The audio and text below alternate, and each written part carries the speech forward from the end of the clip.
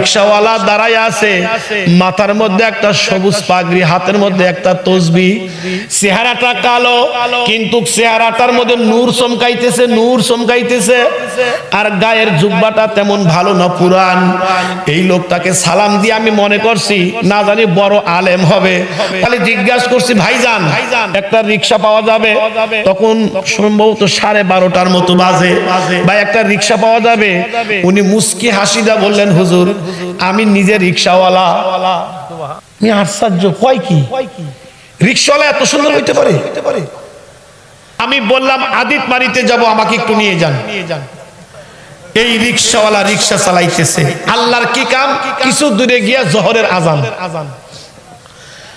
যেই মাত্র আজান অমনি ব্রেক। হুজুর একটা কথা বলি, কিছু মনে করবেন না? না না না না, বলেন বলেন।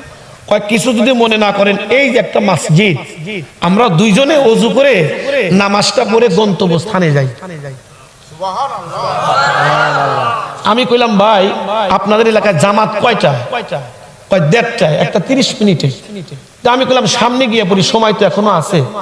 আমারে কয় কি জানেন হুজুর, কিছু মনে করবেন না, আলেম মানুষ আপনি, হয়তোবা হুজুর আমরা যা আধা ঘন্টায় যাব, রাস্তার মাঝখানে যদি আজরাইল আসে।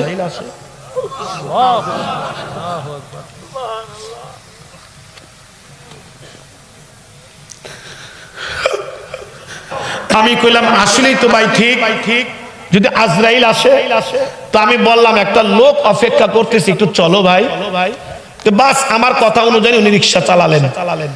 কাঁধে একটা গামছা ছিল, এই গামছাটা এমনি করে নিয়ে নিয়ে মাঝে মধ্যে দুইটা চোখ মুছে। আমি বুঝি না, কেন ঘামলে তো পুরাটা মুখটাই মুছার কথা, উনি দুইটা চোখ মুছে। আমি একটু উকি দিয়ে দেখি, কানতে কানতে দুইটা চোখ লাল বানাইছে। বললাম দাঁড়াও ভাই, কাঁদো কেন?